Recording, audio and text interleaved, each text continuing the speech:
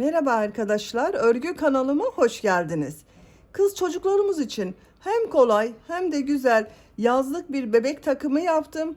Bakın bu şekilde çok güzel bebek şapkası yaptım, tığ işi. Bu bebek başörtüsü 3 aylık bebek başörtüsünde arkadaşlar. Ben bugün bebek takımını 3 aylık bebek için yaptım. Bakın bebeğin başında şapkanın duruşu bu şekilde.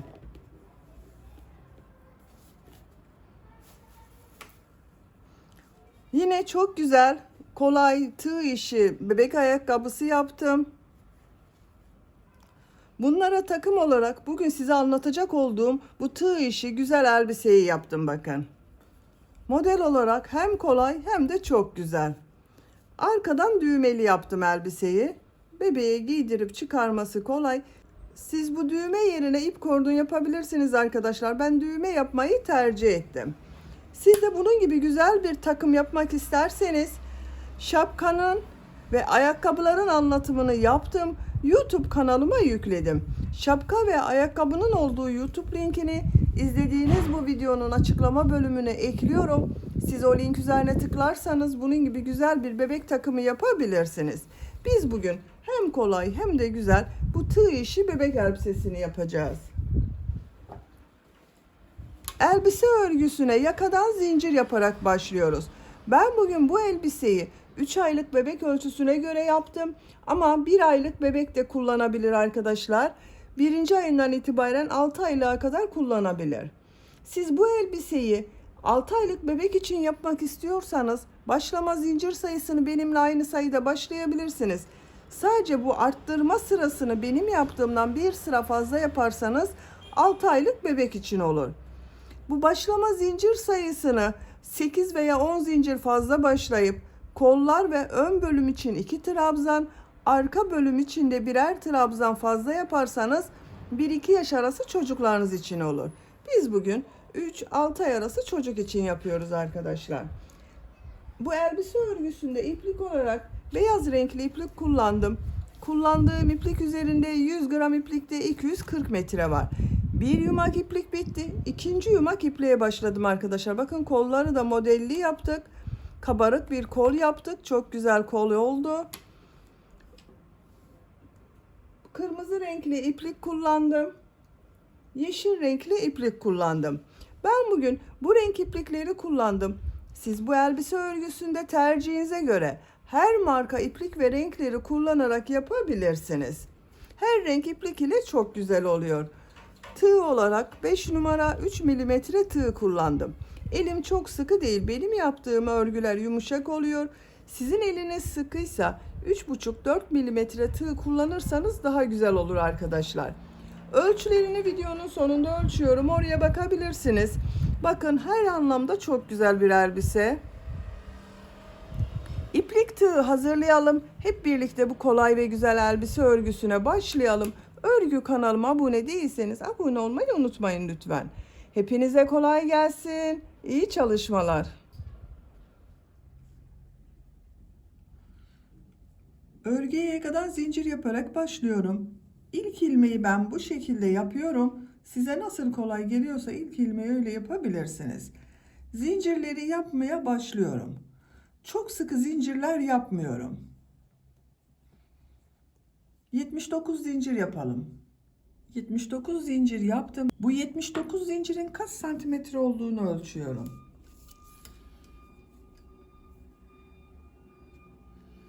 30 santimetre zincir uzunluğu var. Benim elimin sıklığına göre 30 santimetre için 79 zincir yaptım. Bu sırada yaka ayrımlarını yapacağız trabzanlarla birlikte. Tığ üzerine iplik alıyorum. 3 ilmek atlıyorum. 1, 2, 3, 4. ilmek içine trabzan yapıyorum. Bu 3 ilmek atladığımda bir trabzan. Buraya 10 trabzan yapıyorum. Bu 1, 2, 3, 4, 5, 6, 7, 8, 9, 10. 10 trabzanı yaptım. 2 zincir yapıyorum. Kol bölümü için 18 trabzan yapıyorum. 1, 2, 3, 4, 5, 6, 7,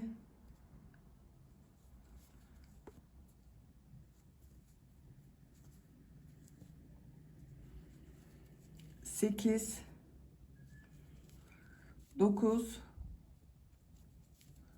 10, 11,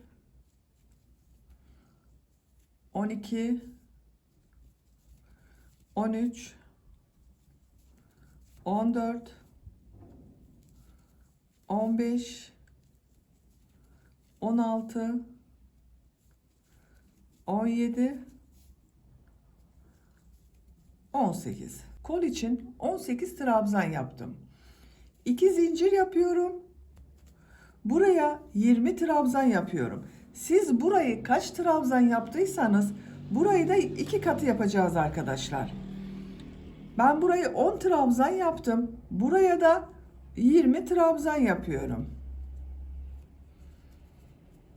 1, 2, 3, 4, 5, 6, 7, 8, 9, 10, 11, 12, 13, 14, 15, 16, 17, 18, 19, 20. 20 trabzan yaptım. 2 zincir yapıyorum. Diğer kol için 18 trabzan yaptım. Buraya da 18 trabzan yapıyorum. Bak yanında bulunan ilmeğe kol için ilk trabzanı yapıyorum. 18 trabzan yapıyorum. 18 trabzanı yapalım. Diğer kol içinde 18 trabzanı yaptım. 2 zincir yapıyorum. 10 trabzan yapıyorum. Bu ilk ilmek üzerine bir trabzan yapıyorum. Diğerlerine trabzan yaparak devam ediyorum. 2, 3, 4, 5, 6, 7, 8,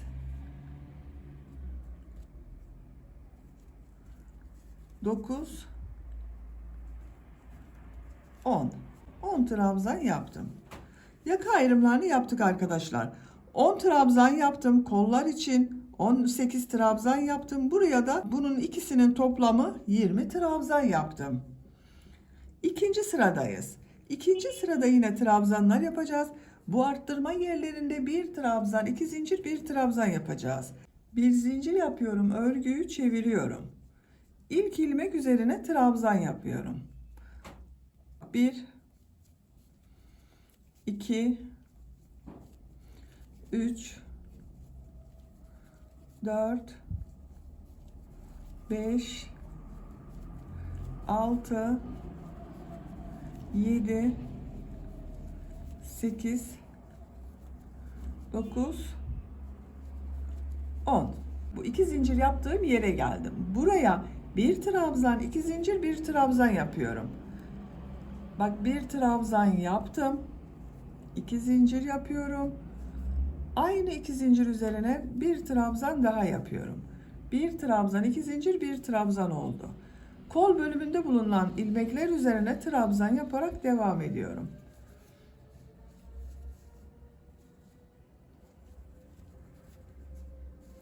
Buraya kadar devam edelim. 2 zincirli boşluğa geldim. Buraya yine bir trabzan, 2 zincir, bir trabzan yapıyorum.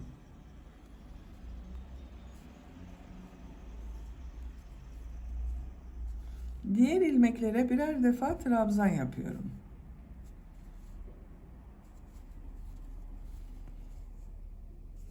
Buraya kadar devam edelim. Trabzanları yaptım. Bu 2 zincir üzerine yine bir trabzan, 2 zincir, bir trabzan yapıyorum.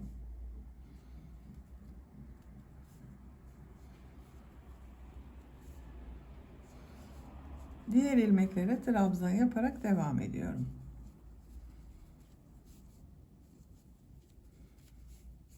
Buraya kadar devam edelim. Bu arttırma yerine yine bir trabzan, 2 zincir, bir trabzan yapıyorum.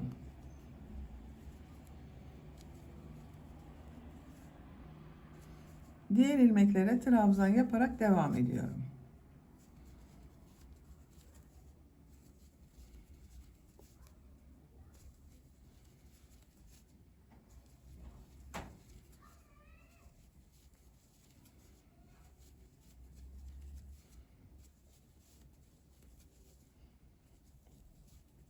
Sıra sonuna kadar yaptım. Burada 3 ilmek atlayarak yaptığım bir trabzan vardı. Bu son zincir üzerine bir trabzan yapıyorum. Burada da yine 2, 4, 6, 8, 10, 11 trabzan oldu. Sıra başında 11 trabzan oldu. 10 trabzan yaptık, bir arttırma yaptık. Burada da 11 trabzan oldu. Bakın arkadaşlar, yakanın şekli böyle. Arttırmalar artık bu bir trabzan, 2 zincir, bir trabzan şeklinde devam edecek. Üçüncü sıradayım. Bir zincir yapıyorum, örgüyü çeviriyorum. İlk ilmek üzerine trabzan yapıyorum. Diğer ilmekleri de trabzan yaparak devam ediyorum. Buraya kadar devam edelim. Arttırma yapacağım yere kadar bak trabzanları yaptım. Bu 2 zincir üzerine bir trabzan, 2 zincir, bir trabzan yapıyorum.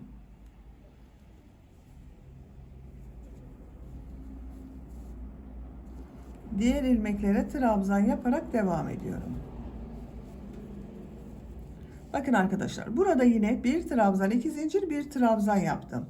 Trabzanları yaparak devam edelim. Burada ve burada yine bir trabzan, 2 zincir, bir trabzan yapalım. Sıra sonuna kadar tamamlayalım. Sıra sonuna kadar tamamladım. Arttırma yerlerinde bir trabzan, 2 zincir, bir trabzan yaptım. Diğer ilmeklere birer defa trabzan yaptım. Yakanın şekli böyle.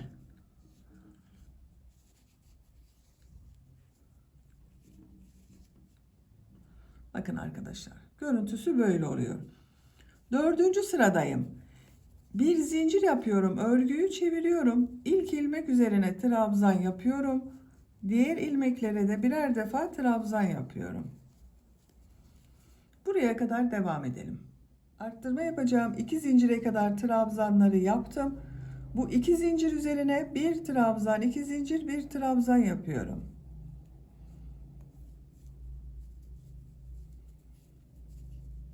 Diğer ilmeklere birer defa trabzan yapıyorum. Bakın. Yakanın şekli artık bu şekilde devam edecek arkadaşlar. Arttırma yerlerinde bir trabzan, 2 zincir, bir trabzan yapalım. Diğer ilmeklere birer defa trabzan yapalım.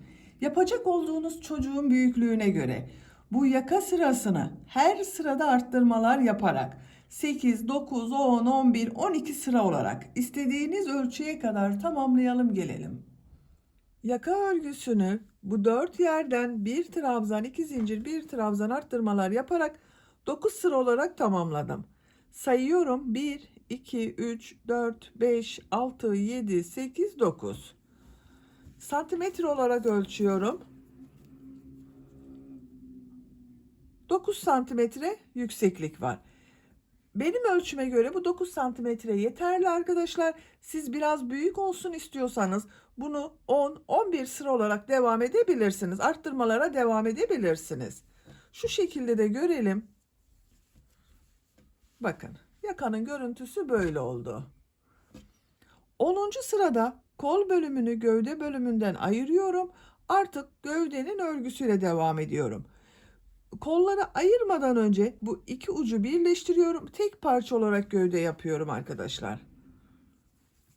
En son ilmek ile diğer tarafta bulunan şu ilk ilmeği ilmek kaydırma yaparak sırayı birleştiriyorum. Bakın tek parça oldu. 2 zincir yapıyorum. Örgüyü çeviriyorum. Bu ilk ilmek üzerine trabzan yapıyorum.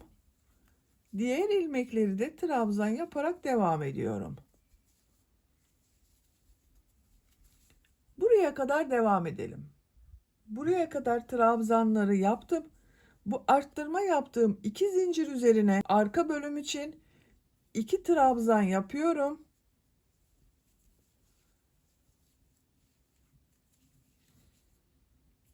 Kol altı yapmak için 3 zincir yapıyorum. Çok sıkı zincir yapmıyorum. 3 zincir yaptım. Tığ üzerine iplik alıyorum. Kolda bulunan bütün ilmekleri atlıyorum. 2 zincir üzerine ön bölüm için 2 trabzan yapıyorum.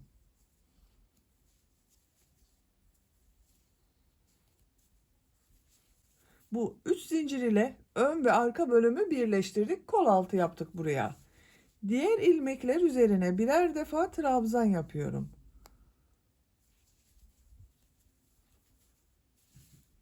Buraya kadar devam edelim. Diğer arttırma yerine kadar ön bölümde trabzanları yaptım. Bu 2 zincir üzerine ön bölüm için 2 trabzan yapıyorum.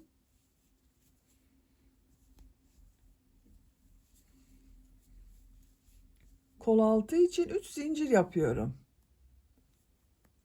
Tığ üzerine iplik alıyorum. Kolda bulunan bütün ilmekleri atlıyorum. Bu 2 zincir üzerine arka bölüm için 2 trabzan yapıyorum. Diğer ilmeklere birer defa trabzan yapıyorum.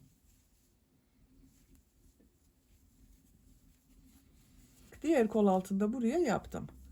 Bu sıra sonuna kadar devam edelim. Sıra sonuna kadar trabzanları yaptım. Son ilmek ile bu ilk ilmeği ilmek kaydırma yaparak sırayı birleştiriyorum. Bakın arkadaşlar bu şekilde oldu. Görüntüsüne bakalım. Bakın. Kol altları için üçer zincir yaptım. Ön ve arka bölümü birleştirdim. Bir sıra daha beyaz renk iplik ile trabzan sırası yapıyorum. 2 zincir yapıyorum. Örgüyü çeviriyorum. İlk ilmek üzerine trabzan yapıyorum. Bu sırada her ilmek üzerine birer defa trabzan yapıyoruz. Bu 3 zincir yaptığımız yere kadar devam edelim. 3 zincir yaptığım yere kadar trabzanları yaptım. Burada zincirler üzerine de trabzan yapıyorum. Bak çok sıkı yapmayalım diye onun için söyledim arkadaşlar. Trabzan yapması kolay olsun diye. 1 2 3. Diğer ilmeklere birer defa trabzan yapıyorum. Buraya kadar devam edelim. Zincir yaptığım yere kadar trabzanları yaptım. Bu zincirler üzerine de birer defa trabzan yapıyorum.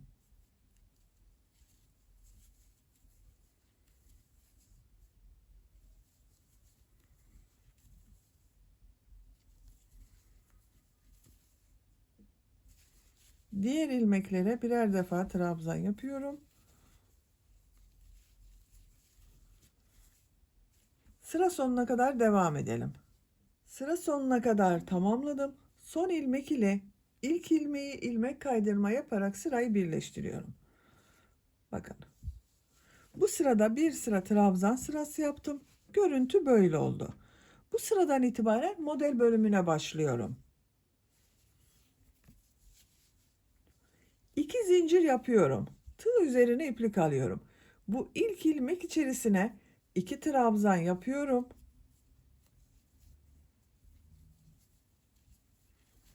Bu 2 zincir yaptığımda bir trabzan arkadaşlar.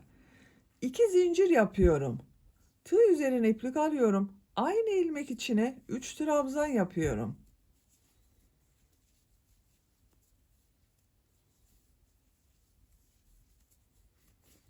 3 trabzan, 2 zincir, 3 trabzan oldu. Tığ üzerine iplik alıyorum. Bir ilmek atlıyorum. İkinci ilmek içine bir trabzan yapıyorum.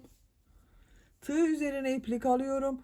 Bir ilmek atlıyorum. İkinci ilmek içine 3 trabzan, 2 zincir, 3 trabzan yapıyorum.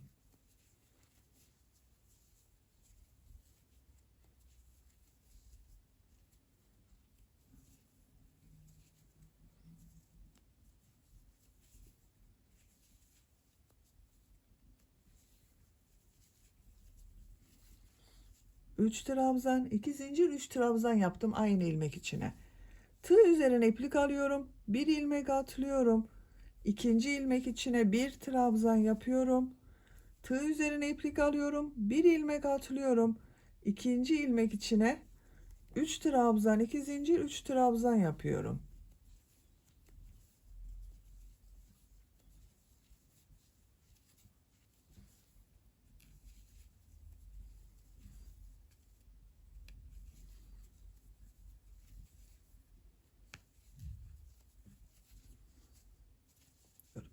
Sıra sonuna kadar devam edelim. Sıra sonuna kadar tamamladım. Sıra başında model ile başladım. Sıra sonunda bir trabzan ile bitirdim arkadaşlar. Bunun birbirini tamamlaması gerekiyor. Onun için bak bu şekilde yaptım. Model sırasının denk gelmesi için kol altı yaptığım burada bir ilmek atlamadım. Bir trabzandan sonra ikinci ilmeğe model yaptım. Burası denk gelsin diye. Siz de buna göre ayarlama yapabilirsiniz. Son ilmek ile ilk ilmeği ilmek kaydırma yaparak sırayı birleştiriyorum. Bakın bu sırada model yerleştirmesini yaptım. Görüntü böyle oldu. İkinci model sırasındayım. İlmek kaydırma yaparak bu iki zincirli boşluğa geçiyorum. Bu ilmeğe tığ takıyorum, ilmek kaydırma yapıyorum.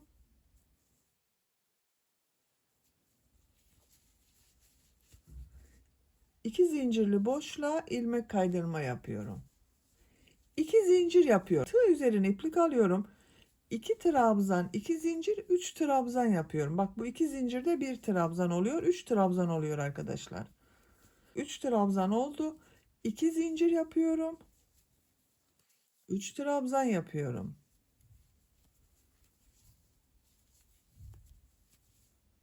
Tığ üzerine iplik alıyorum. Bu bir trabzanın üzerine bir trabzan yapıyorum.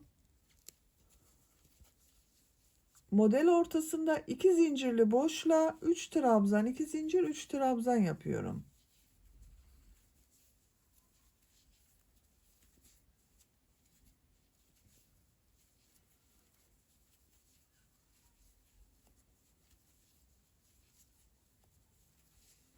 Üç trabzan, 2 zincir, 3 trabzan yaptım. Tığ üzerine iplik alıyorum. Bu bir trabzanın üzerine bir trabzan yapıyorum. Model ortasında 2 zincirli boşluğa 3 trabzan, 2 zincir, 3 trabzan yapıyorum.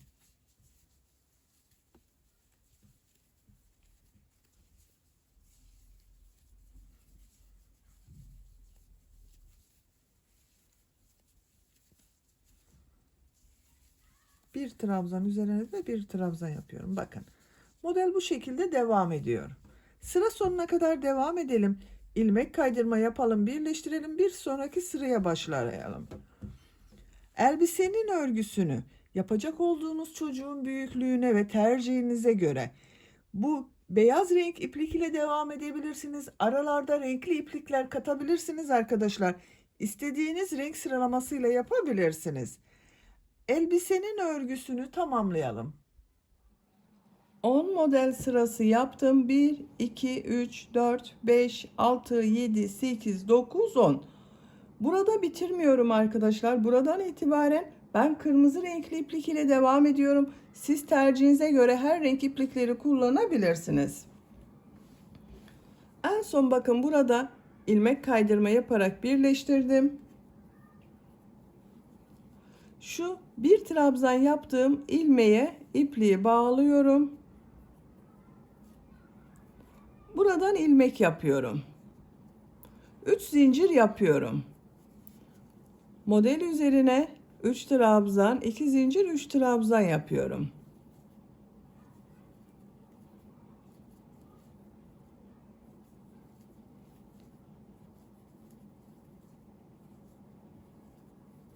Bakın burada arkadaşlar modelden başlamadım. İlk önce bu bir trabzanı yaparak başladım. Trabzan üzerine trabzan yapıyorum. Model üzerine 3 trabzan, 2 zincir, 3 trabzan yapıyorum.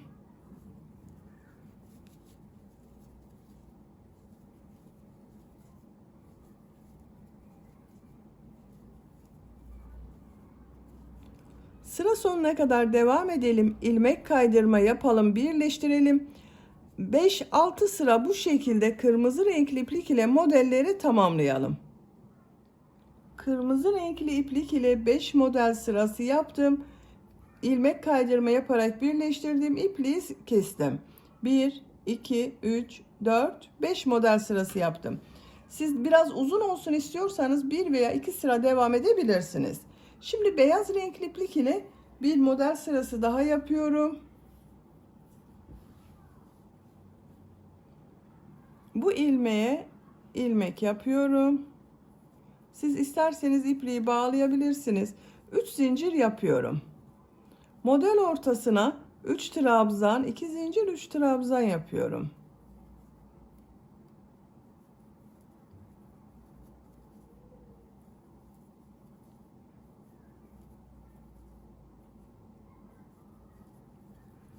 Trabzan üzerine trabzan yapıyorum.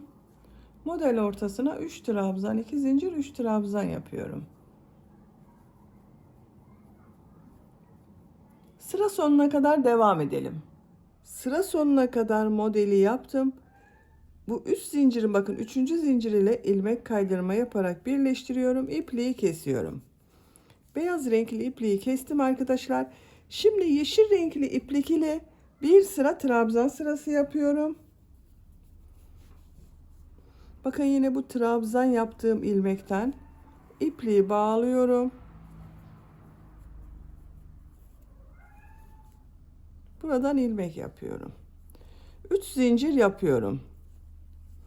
Her ilmeğe bir trabzan yapıyorum.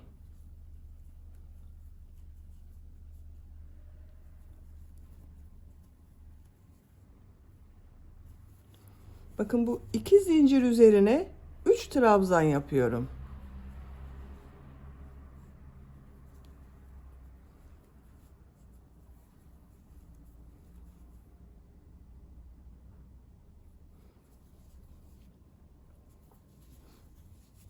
Diğer ilmeklere birer trabzan yapıyorum.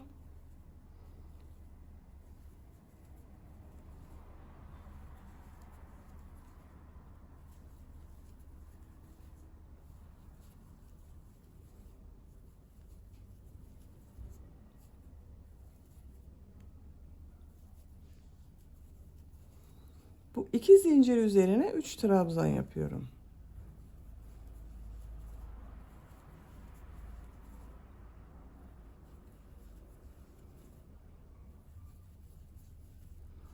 Bakın bu şekilde oluyor arkadaşlar.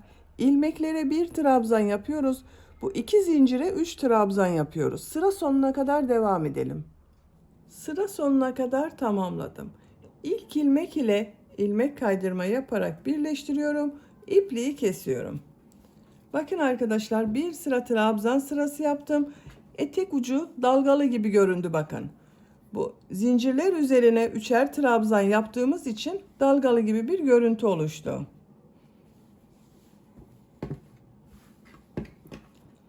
Şimdi yaka örgüsünü yapalım. Yaka örgüsüne buradan başlıyorum. Kırmızı renkli iplik ile pıtırcık model yapıyorum. Bakın buradan ipliği bağlıyorum.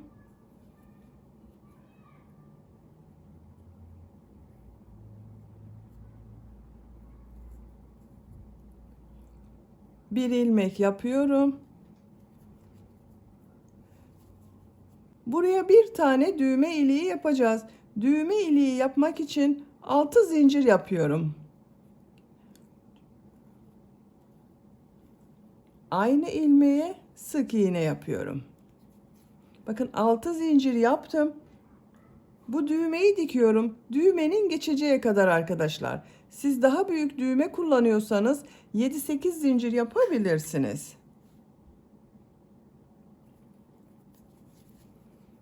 düğme iliğini yaptık. Şu ilk ilmeğe bir sık iğne, 2 zincir, bir sık iğne yapıyorum. Bir ilmek atlıyorum. Bir sık iğne, 2 zincir, bir sık iğne yapıyorum. Aynı ilmek içine yapıyorum arkadaşlar. Bir ilmek atlıyorum. Bir sık iğne, 2 zincir, bir sık iğne yapıyorum.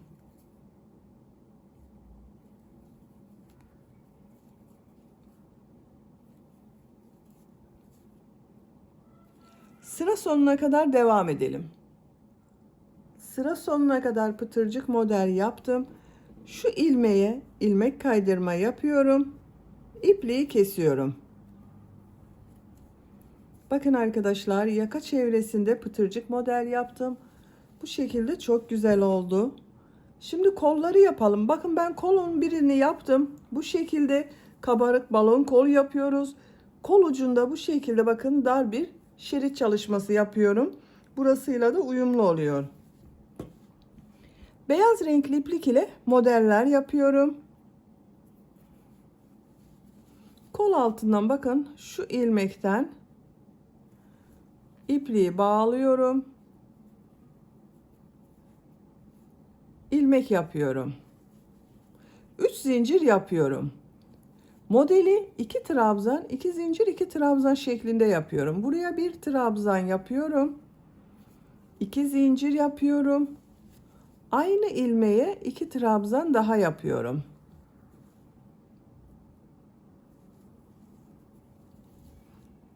Bakın sıra başında yaptığım üst zincirde bir trabzan, 2 trabzan, 2 zincir, 2 trabzan oldu. Şu ilmeği atlıyorum bakın. Şuraya 2 trabzan, 2 zincir, 2 trabzan yapıyorum.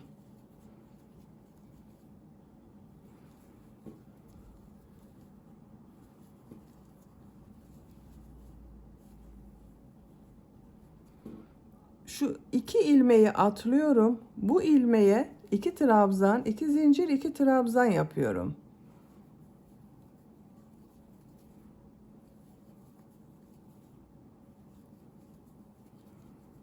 İki ilmek atlıyorum. 2 trabzan, 2 zincir, 2 trabzan yapıyorum.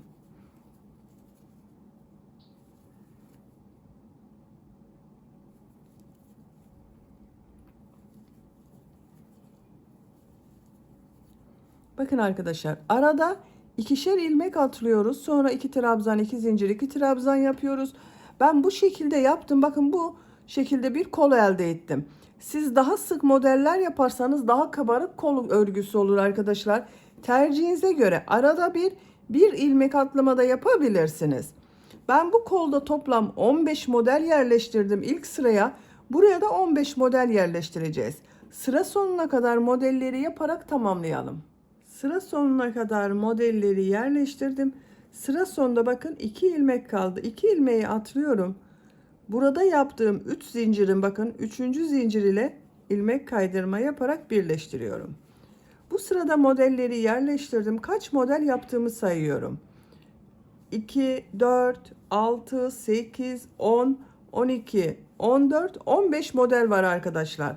Kol için 15 model yaptım.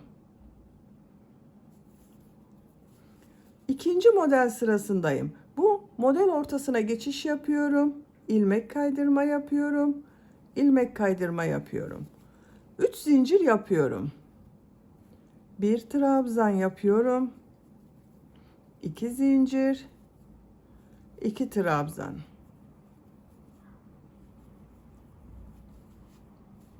Diğer model ortasına 2 trabzan, 2 zincir, 2 trabzan yapıyorum.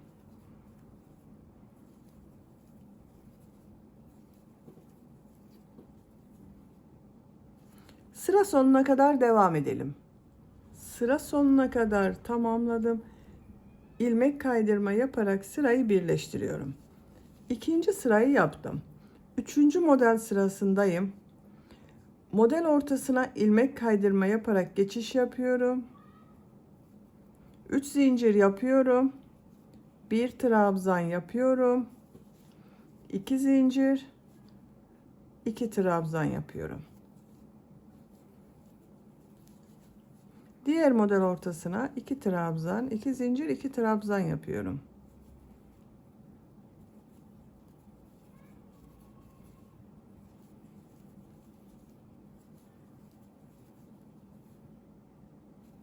Sıra sonuna kadar devam edelim. İlmek kaydırma yapalım, birleştirelim. Bu şekilde model sırasına devam edelim arkadaşlar. 5 model sırası yaptım. 1, 2, 3, 4, 5.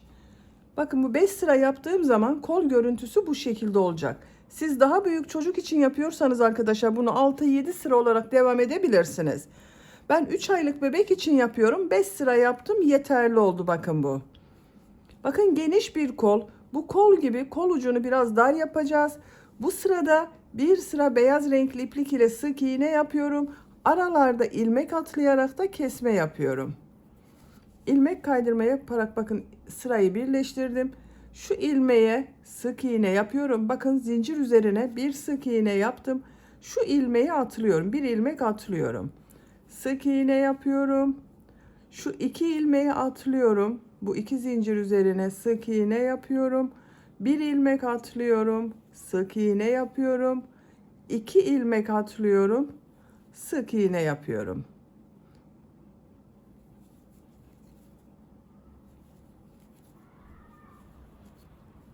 Bakın bu şekilde hem kesme yapıyoruz hem sık iğne yapıyoruz arkadaşlar.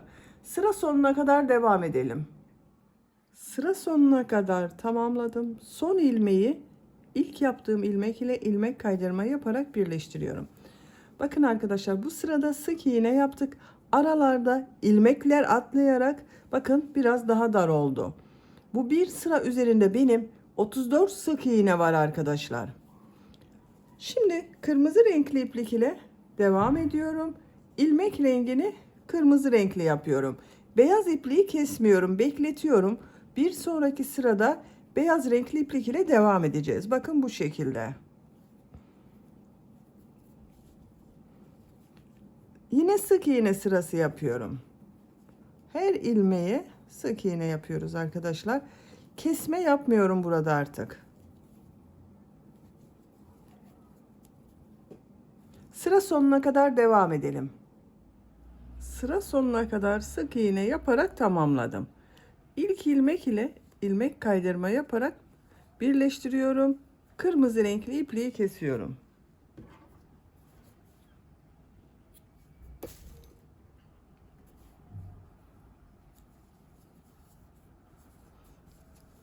Bakın arkadaşlar, kırmızı renkli iplik ile bir sıra sık iğne yaptım.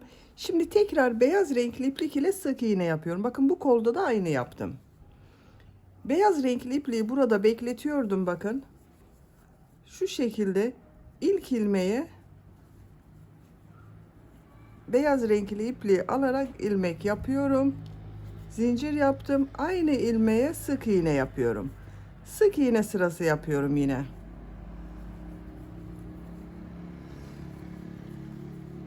Sıra sonuna kadar devam edelim. Sıra sonuna kadar tamamladım. İlk ilmek ile ilmek kaydırma yapıyorum. İpliği kesiyorum.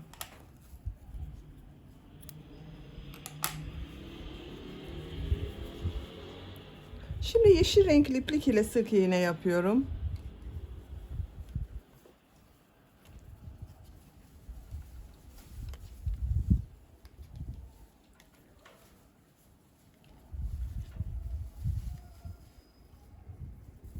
Ben ilmek yapıyorum. Siz tercihinize göre ipliği bağlayabilirsiniz arkadaşlar.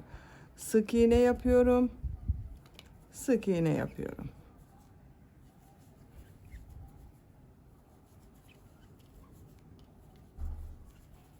Sıra sonuna kadar devam edelim. Sıra sonuna kadar tamamladım. İlmek kaydırma yaparak sırayı birleştiriyorum. İpliği kesiyorum.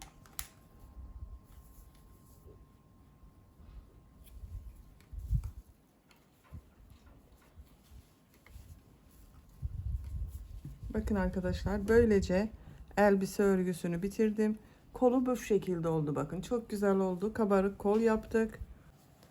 Düğmesini de diktim ben arkadaşlar. Bakın buraya bir tane inci düğme diktim. Şu şekilde takıyorum. Elbise çok şirin oldu.